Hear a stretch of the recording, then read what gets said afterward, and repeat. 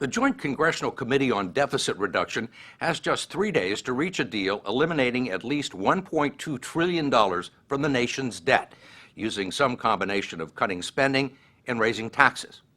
The person at the heart of those negotiations, and some would say the person responsible for the deadlock, is neither a member of Congress nor the holder of any public office. He's a lobbyist and a conservative activist named Grover Norquist, who over the years has gotten virtually every Republican congressman and senator to sign an oath called the Pledge. It's a promise that they will never, under any circumstances, vote to raise taxes on anyone. And so far, Grover Norquist has held them to it, controlling 279 votes, including the Speaker of the House, the Senate Minority Leader, and all 6 Republican members of the Joint Committee on Deficit Reduction. The story will continue in a moment. A lot of people think you're the most powerful man in Washington. The tax issue is the most powerful issue in American politics going back to the Tea Party. People say, oh, Grover Norquist has power. No, Grover Norquist and Americans for Tax Reform focus on the tax issue. The tax issue is a powerful issue. Grover Norquist is trying to be modest. Since creating Americans for Tax Reform at Ronald Reagan's behest back in 1985, Norquist has been responsible more than anyone else for rewriting the dogma of the Republican Party. The Republicans won't raise your taxes. We haven't had a Republican vote for an income tax increase since 1990. And this was your doing? I helped. Yeah.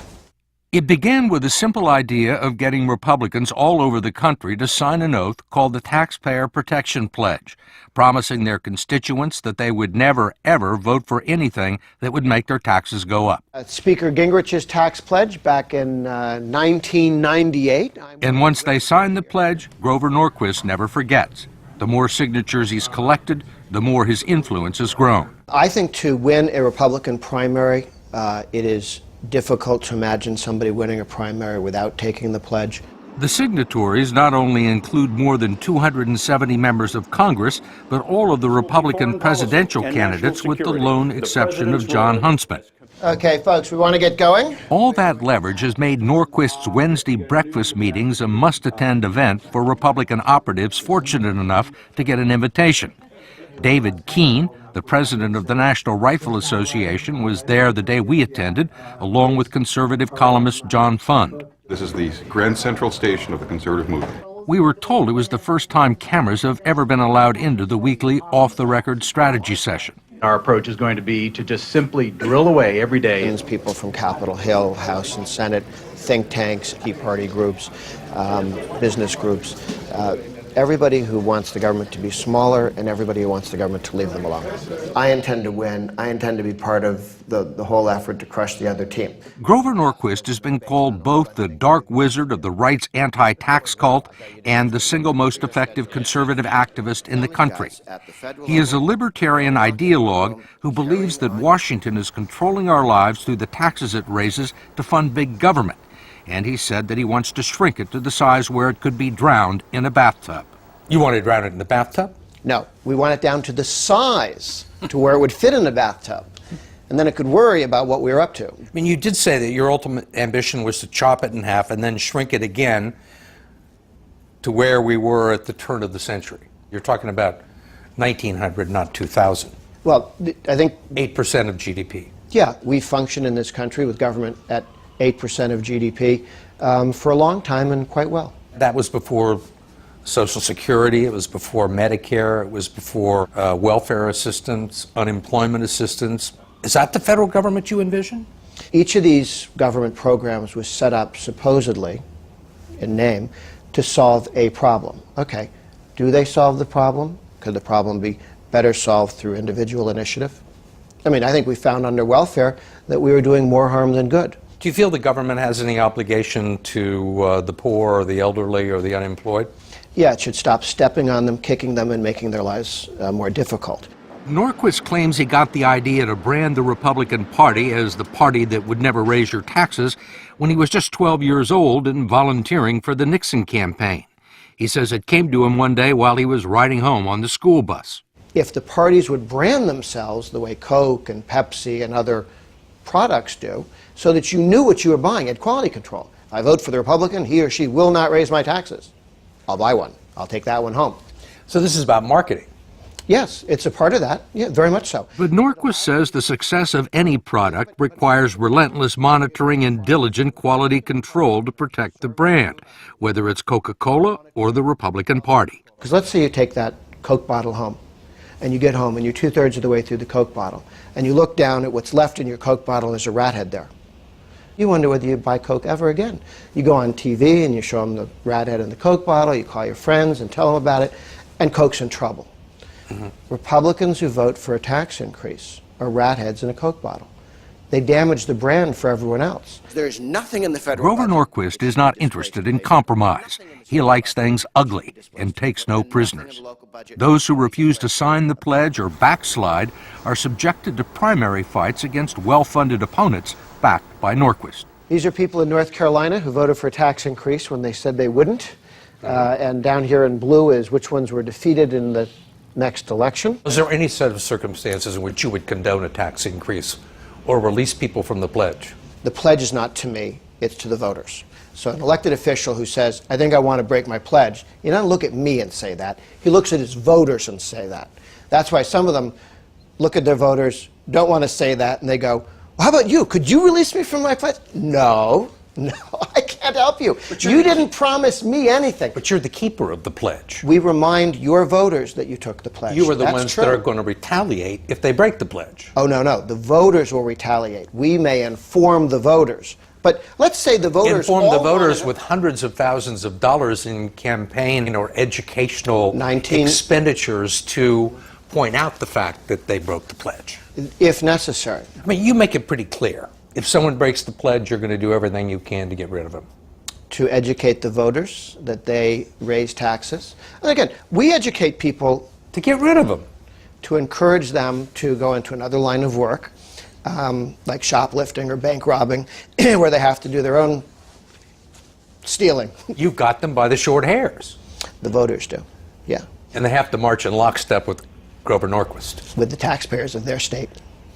I applaud from the sidelines. I go, very good, yes, yes. If nothing else, it is a brilliant, bare-knuckled political strategy with some of the characteristics of a protection racket. Many Republican congressmen fear retaliation from Norquist if they even suggest that a tax increase for the wealthiest of Americans should be up for discussion in the current deficit negotiations. And Democrats like Senate Majority Leader Harry Reid have been demonizing Norquist on a daily basis. They're giving speeches that we should compromise on our deficit, but never do they compromise on Grover Norquist. He is their leader. But he also has some critics among elder statesmen of the Republican Party, the most vocal being Senator Alan Simpson. What do you think of Grover Norquist? Simpson gleefully accepts that he is one of Norquist's Republican rat heads in the Coke bottle. He got there by serving as co-chairman of the National Commission on Fiscal Responsibility, which recommended that some tax increases would be necessary to solve the nation's debt problem. Simpson has no use for Norquist. He may well be the most powerful man in America today.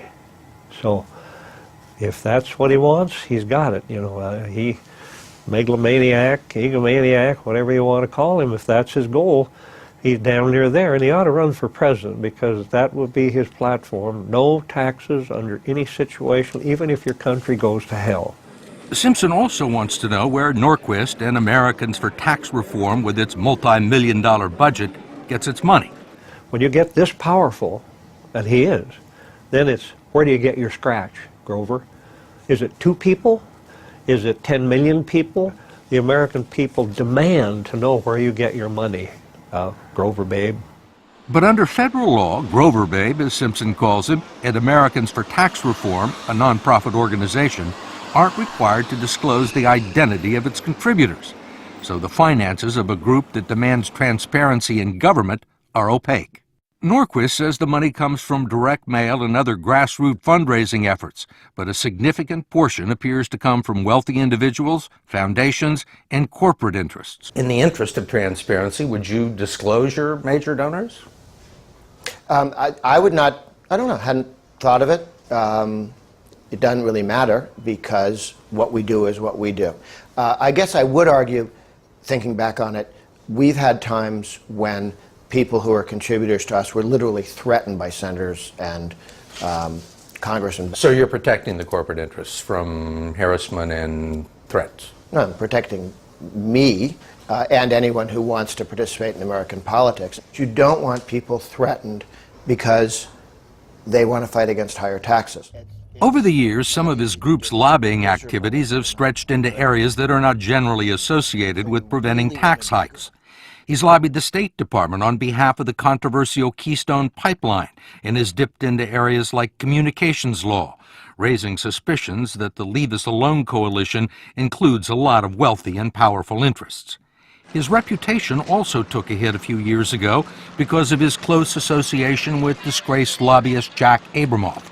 But none of the insinuations of impropriety have ever stuck. It didn't work because at the end of the day, there wasn't a there. He's a Houdini. You could throw him in the bottom of the East River in chains and he'd come out of there. But Alan Simpson predicts that Norquist could soon become irrelevant. He thinks the country's financial situation is so dire that tax increases will become inevitable, and that a lot of Republicans who have signed the no tax increase pledge are already experiencing buyer's remorse. You think there are Republicans who have signed it who regret it? I do. I know damn well they have. I've talked to them. They come up to us and say, save us from ourselves. I got trapped by this guy. In fact, there are a few signs it's already beginning to happen, albeit on a small scale. 37 Republican pledge signers have urged the Select Committee to consider all options in solving the debt crisis, and 6 Republican congressmen, including Steve LaTourette of Ohio, have rescinded their pledges altogether. LaTourette, who signed his back in 1994, says his driver's license expires, the milk in his refrigerator expires. The only thing that never expires is the Grover Norquist pledge. My word has been good on this tax pledge for 18 years. To be bound by something based upon circumstances that existed 18 years ago when the circumstances are different, I think that's a little naive. Grover Norquist says he's not losing any sleep over the defections. He's convinced that the Republicans have no intention of raising taxes, and he still has sign markers from 279 members of Congress promising that they will never let it happen. Most of the Republicans I know are very pleased that we make it easy for them to credibly make that commitment. They're smiling when they get the picture taken with me and the pledge. Not grumpy, smiling. Do you believe that everybody who smiles at a press conference is actually happy? No, but many. There may be 1 or 2 that are grumpy, and if they wish to provide their names, we'll focus on their states and upcoming elections. So, I mean, you've got them coming and you've got them going if they're a Republican. If they sign the pledge and break it, they're toast. And if they don't sign the pledge, they're probably toast. But if they sign it and keep it, they win the primary, they win the general, they get to govern. And I've helped make all this possible.